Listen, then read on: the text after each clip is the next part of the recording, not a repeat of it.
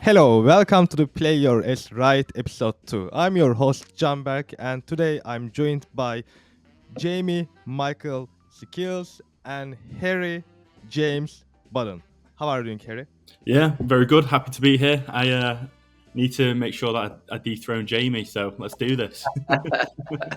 Yeah, Jamie is now the winner of the first episode, and he is here to defend his title. How are you feeling, Jamie? Do you think are you going to be able to defend your title? Nervous but confident. Yeah. I feel I took a lot away from the victory in the first episode, so I feel like I've got some experience coming into this one. Yeah, and I think in the first episode, your competitor was an easy competitor. So let's see how Harry will do. We are starting with RevOps. So we have two S. On the left-hand side, we have the scary movie. And here we are saying that the solution to your data nightmare, and we are targeting revenue operations people. On the right hand side, we have an ad which looks a bit more simple, maybe because there's no scream mask there, and it has a clear value proposition on it. So, Jamie, what do you think? Now, I should know this because You should know this, yes. I was working with Harry when these were made. However, I cannot for the life of me remember which one done better. So I'm going to use my intuition. I think. Okay, I'm going to go with one. Add two, wanting 99.5% of your time back, Canberk. And why do you think? I think that the value prop in that ad might speak to that persona in a clearer way. Because the solution to your data nightmare, although obviously that's a problem for if you're on a RevOps persona, they're going to have data nightmares. That could be a vaguer, and that could be a number of things. Where I think the wanting 99.5% of your time back is more universal, so it might resonate more, but I'm not sure. Well, are you sure? Final answer, Canberk. You know what? You're right. Yeah. Right. Happy days. You got 1 point. Congratulations, Jamie. And yes, I totally agree. In the second ad, we have a very clear value proposition. And the interesting thing is that this value proposition didn't work very well with sales. Probably they thought this is so good to be true, 99.5%. But for RevOps, it did work. And although I really like the one with Scream, I think it is a proper ad that would stop your prospect to stop scrolling, and definitely would get engagement somehow. Because there is no clear value proposition, the second ad got the first position. But the difference between these two is actually not so different. I'm definitely going to that Scream ad back now. Clear about it, roll it out. All right, now it is marketing, and we are back to Harry. Harry, on the left-hand side, we have an ad with an interesting value proposition, I would say. And on the right-hand side, we have one of our boring campaign ads. What do you think? See, this is a difficult one because I know that the boring campaign is done really well. So I'm inclined to just instantly jump for ad 2. But then looking into ad 1 a little bit more, it hits so many common pain points. And like I've been there in previous jobs where I have been that marketer just going, oh God, right. So it will resonate, and it is with it obviously being a bit meme style. It's probably more scroll stopping as well. But just because I know about the boring campaign, I'm going to go with ad 2. I just think it's the colours will make you stop scrolling. You've obviously got clear copy. Yeah, I'm gonna jump on ad 2. Well, you know what, Harry? You're right. The second ad has the better engagement rate, and you had a really good mindset there when you were thinking about what could have happened with the second ad, because it is coming from a boring campaign, And this boring campaign, this template, this team has been our best performing campaign ever. And even after a year and a half, we are still seeing some amazing results here. And I think, although in the first ad, as you said, there's some clear pain points, and it is actually completely speaking with the marketeers about their problems. The second ad has a different vibe, I would say, because it has this retro colors, and it is only like one sentence. It is just hitting you, and it makes you to pay attention. Therefore, all of the boring campaigners, including this one, were the best performing ads. And yeah, I think it was actually a very easy question. Because if we see boring ad, we know that it will perform better than any other ad. But yeah, you got 1 point, 1-1. I thought that was quite a tough one I put for you there, to be fair. But there we go. All right, Jamie, Michael, we have Ready. 2 ads. The first ad, it is clear, it is simple, and I would say it is interesting. The second ad, I would say it is more like our original ads. Like we use similar type of ads in marketing persona, in sales persona, and like I think the second ad is more like what we usually do, and the first ad is a bit different one. So, which one do you think performed better? I have no idea. These are quite hard. I don't know why you're saying these are all easy, Chandler. It's just because you're looking at every campaign every day. Because I see now what I'm seeing is 2 simpler ads. Obviously, one is just like you got the text-based one, really clear sort of like value prop to stop, and then obviously I think how you probably expand in the copy above it, and then the second one, nice clean product focused ad, got like some feature call out bits on it, which is quite nice, but both quite simple. Okay, let's look at the 3, 2. Okay. One. I'm gonna go with ad 2. Are you sure? Yes. Well, Jamie, for the first time, you disappointed me. No, am I wrong? Yeah, you're right. Oh, By far. that's the first one I've got wrong. And yeah, I guess so. And I mean, I agree. Both of these 2 ads are actually pretty strong. The second ad has clear value proposition, simple, and yeah, we know that this ad works in the sales persona, in the marketing persona as well. This is our default template. However, this also comes with a price. Our audience knows what an ad looks like, and the second one looks like an ad. Therefore, there's this immune system now in our audience, and if they think it is an ad, they just don't stop scrolling. But the first one, although it is much simpler than the second ad, it doesn't look like an ad. So it actually makes people stop scrolling and read that one sentence. Like it doesn't require for you to give a lot of time on it. It doesn't require for you to give a lot of effort on it. You just read it, and if the audience is right, so if we are actually targeting reverse people in our target companies, we know that this is their pain point. Simple but effective pain point. Hence, it gets more engagement. And actually, this is a hard one. Oh yeah. This is a hard one. And to be fair, I like when I checked the numbers, I was a bit surprised to what I saw. Yeah. So, the campaign was for the Diary of CMO. The first ad is just the first 100 days of a head of marketing, and the second one includes a social proof, but this time it is from Amazon. So it is not like, I don't know, from G2, Capterra that B2B marketers are used to, but it is from Amazon. So it's a bit hard to find the best one. What do you think, Harry? I'm going to jump straight in and say ad 1, purely for one reason only. It's got a lower barrier to consumption.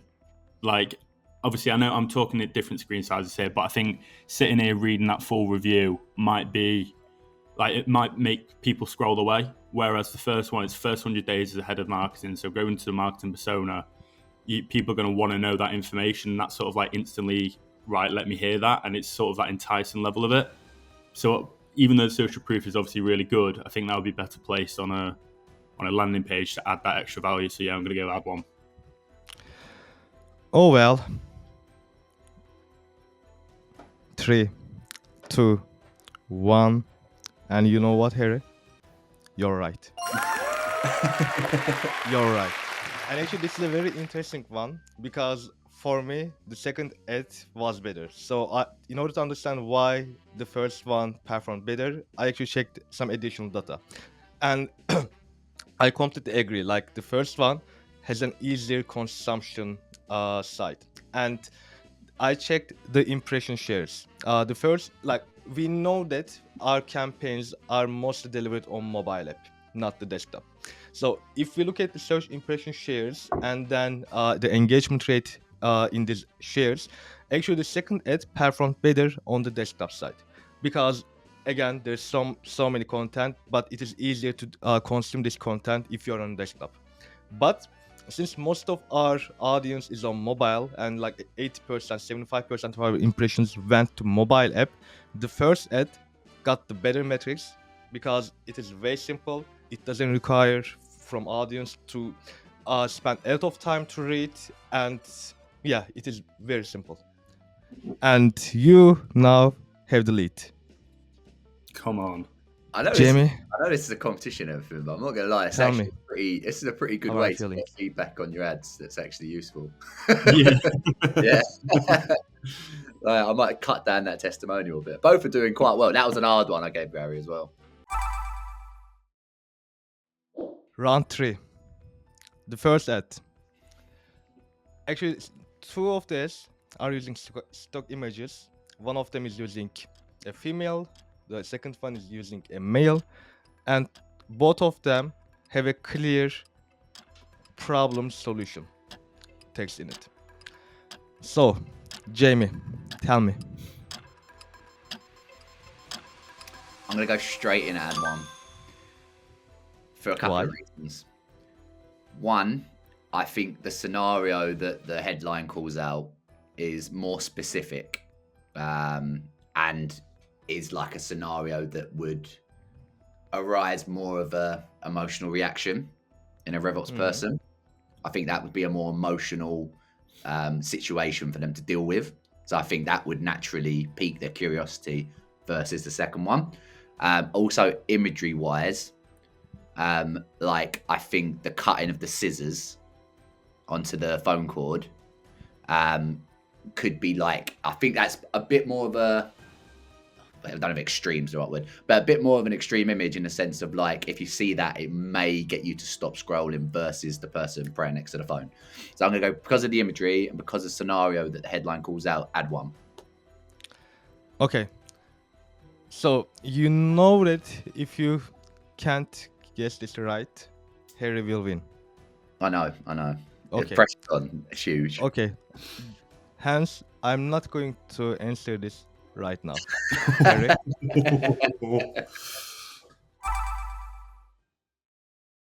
Round 3, marketing. We have 2 S's. The second one, it has been pivoted a lot. Like the first one, the first version of the second ad was the legendary ad that has been deactivated. And now I think this is like the 6th edition, maybe 7th edition. Something like that. And we have the first ad, and in the first ad, it is a product value one, and it is again on lead gen. Remember, lead gen used to take so much time. So Harry, tell me. See, what's going through my head right now is this is definitely the hardest one, I think, so far, because they are similar in the sense that they both got like clear value props, clear pain points, those sorts of things. Like it's just, it hits you around the face with what the messages you're trying to get across.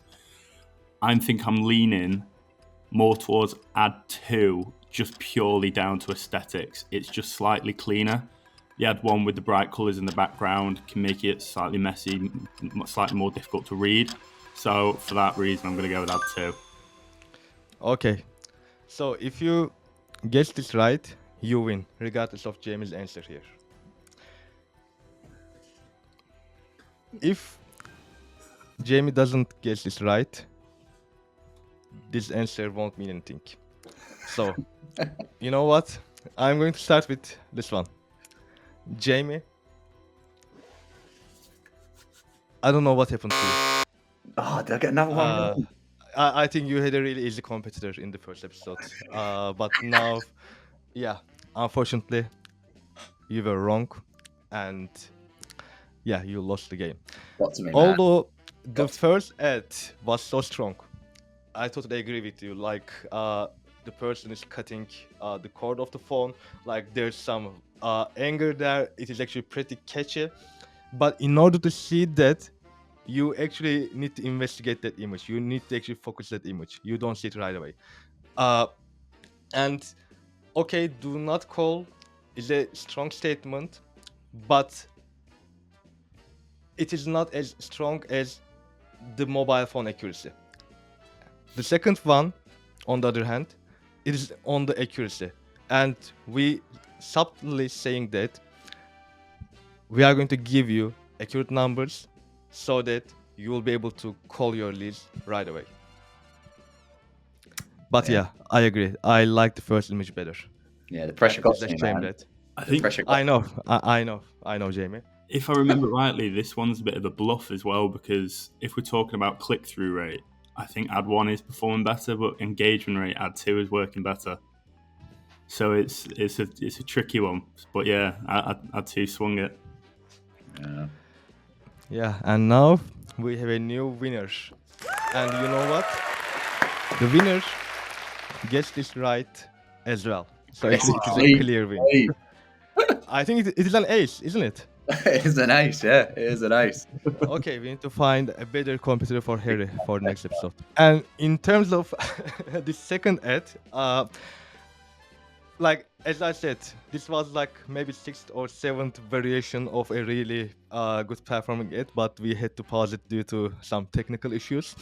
But still, it is actually pretty catchy. Like we know that everyone has this problem. We know that in every company there's one sales guy who harasses marketeers about the number of leads, about the quality of the leads. So it is actually a clear pain point. Okay, lead gen is a clear pain point only if a company is doing demand gen right now.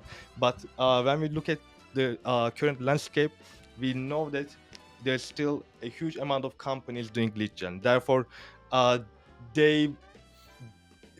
it doesn't resonate with these companies. However, the second ad literally resonates with every marketeer out there, every marketeer in the world, because there's always that one salesperson who does that to the marketeers. So, Harry, congratulations. Well Cheers, done, Harry. Shamber. Thanks for having me. Absolutely chat. over the moon here. And Jamie, now that you don't have the title, how are you going to live with your life? Like, what are you going to do? What are your plans for the rest of your life? Gonna go out and train. Gonna go look at ads. Gonna go study them. I'm gonna come back stronger. That's my plan. Just Fair. thinking, has the Fair. one become the master here? Is that what's happening? Absolutely. Like you've trumpeted it, Harry. It's done. Okay, Harry, congratulations. And I will see you in the next episode with a better competitor. Thank you. I need some better competition. Thank you, Chandler. See you guys.